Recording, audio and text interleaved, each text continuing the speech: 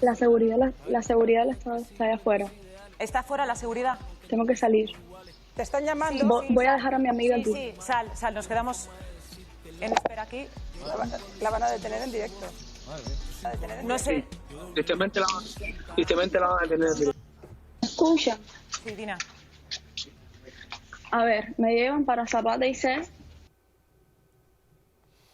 What you were seeing there can be a little tough to make out as an independent Cuban journalist detained by the dirty communist scum right there on live TV. Joining me now to talk about that is the host of the Follow the Prophet podcast, David Grasso. David, Cuba's not messing around. I'm actually surprised they would take that step on TV knowing the word would get out. Why do they feel so bold?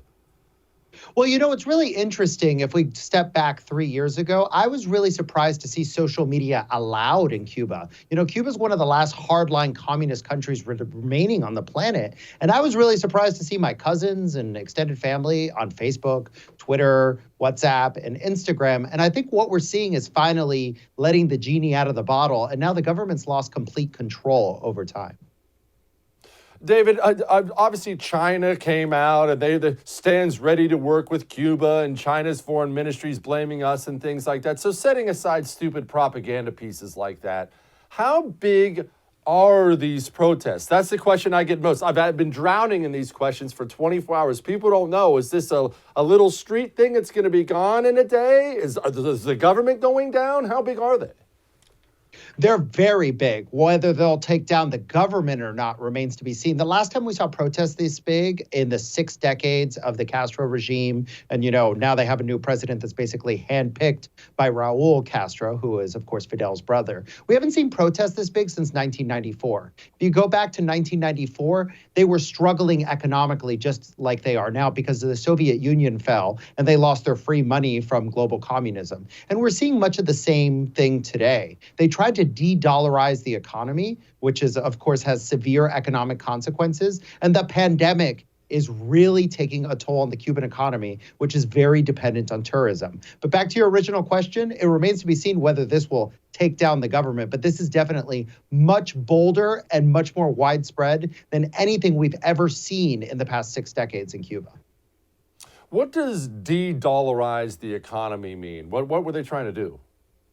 It's very simple. Every time the government runs out of money in Cuba, they just pick up all the money. And they're literally looking to pick up all the foreign exchange. It's actually very, very common. And to us, it's a very foreign idea, right? Like, we'd probably be out in the streets if they suddenly changed the currency on us. And that's exactly what you're seeing, right? If suddenly your bank account, they were like, oh, you can no longer have dollars. You're going to have, you know, I don't know, pesos, we'll call it, whatever you want to call it. They had 2 different types of currencies in Cuba. Right? They had one that was preferable to the other, and they got rid of the preferable currency. At the same time, they asked everyone not to hold dollars anymore, but open these stores with a bunch of merchandise that most Cubans don't have access to, and demanding a new type of currency for those stores. So a lot of inside baseball here, but bottom line is they picked up all the dollars, they outlawed dollars, and in the last year, the Cuban economy has shrunk by 11%. That's nearly an economic depression. So you can imagine just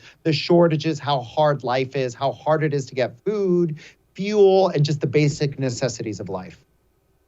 What is the Cuban economy? Obviously, all I know is the past. I know they were you say they still are. I know they were a huge tourist destination. It's supposed to be basically paradise down there. I know sugarcane was huge. Is that still the kind of thing they do? How do they make money?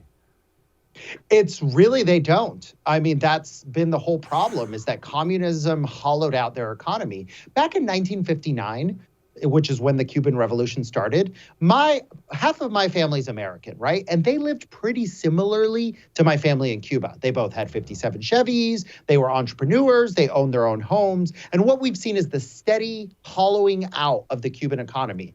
Cuba was the world's largest sugar producer. Now they import sugar. They import 70% of their food.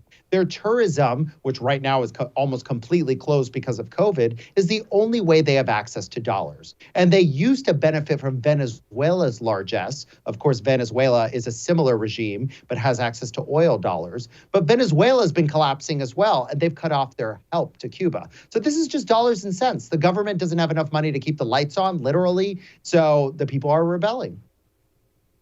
David, I want to play you something I'm sure you've seen. Here's the head of our DHS.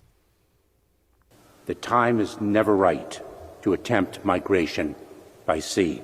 To those who risk their lives doing so, this risk is not worth taking. Allow me to be clear. If you take to the sea, you will not come to the United States. David, I need you to explain that to me. It's one thing if we're stopping, Castro empties the jails. Everyone remembers that whole thing and tries to kick all those people to America. The people trying to escape this regime are not fleeing jail. They're fleeing communism. Our southern border's wide open. Why are we not welcoming, at least giving some asylum to these people who want freedom?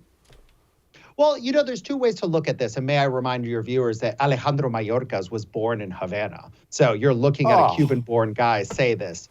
There's two ways to look at this, right? Until the Obama administration got rid of the wet foot, dry foot policy, which was the policy if a Cuban stepped foot on dry soil, which is really confusing and from the Clinton era, they would automatically be granted asylum. Well, that went away in 2017. So that was bad for individual people, including members of my family, but it was good in a different way. You know what it did? It took away that safety valve. Cuba used to export all their dissidents. Well, guess what? All those dissidents remained, and look what happened in a matter of 3 years. Cuba, the problem is that most of us have left. Most of you have been to Miami, and you've seen that we've done pretty well abroad. But unfortunately, our country has never changed because we're too close to Florida. So we're going on the third generation here in the United States. We need some homegrown activism in Cuba. Of course, I agree with helping people escape if they need to, if their life is in danger, which seems to be the case.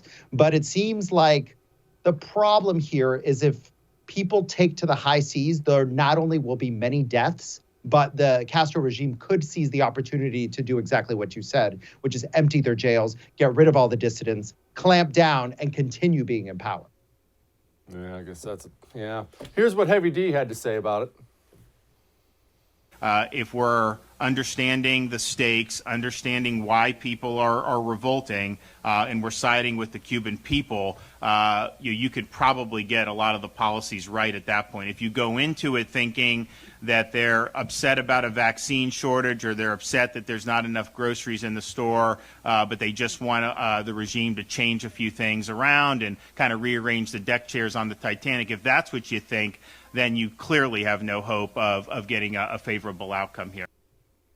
What do they want, David? What do they want? Do they want freedom? Do they just want food? I'm trying to gauge what kind of movement we're dealing with here.